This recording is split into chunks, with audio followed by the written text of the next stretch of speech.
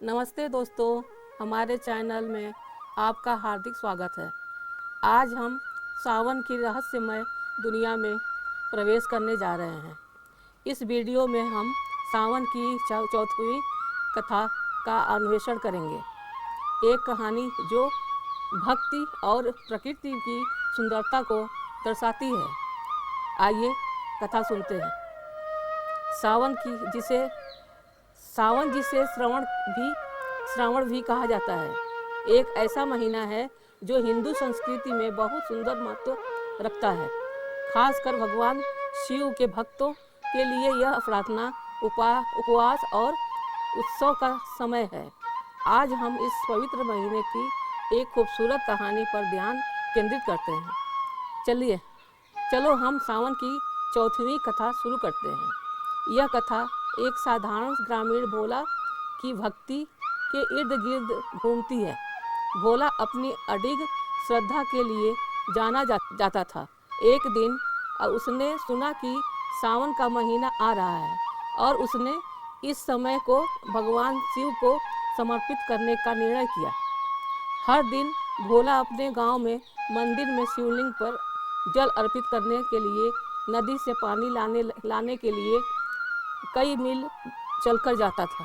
कठिनाइयों का सामना करने के बावजूद तेज बारिश, फिसलन भरे रास्तों और खराब मौसम उसकी भक्ति कभी नहीं डगमगाई। एक दिन जब भोला शिवलिंग को जल अर्पित कर रहा था, तब कुछ धनी ग्रामीणों ने उसका मजाक उड़ाया।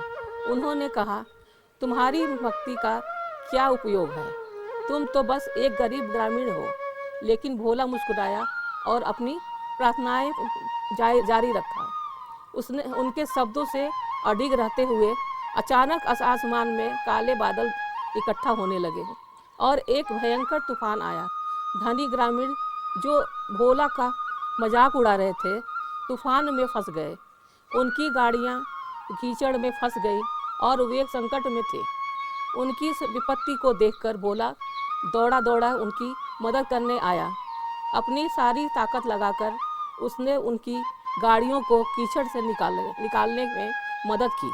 धनी ग्रामीण उसकी दया और विनम्रता से आश्चर्यचकित रह गए और समझते हुए कि असली धन तो दिल में होता है। जैसे ही तूफान गुजरा, आसमान में एक चमकदार रोशनी दिखाई दी और उस रोशनी से भगवान शिव प्रकट हुए। उन्होंने भोला को उसके आत्मीयता के लिए आशीर्वाद दिया। भगवान शिव ने यह घोषणा की कि जो भी जरूरतमंदों की मदद करेगा, वह हमेशा उनके नज़रों में याद रखा जाएगा। धनी ग्रामीण पछतावे से भरे हुए भोला से अपने मजाक के लिए माफ़ी मांगने लगे और उसकी भक्ति की महानता को स्वीकार किया। उस दिन से उसके दोस्त और समर्थक बन गए।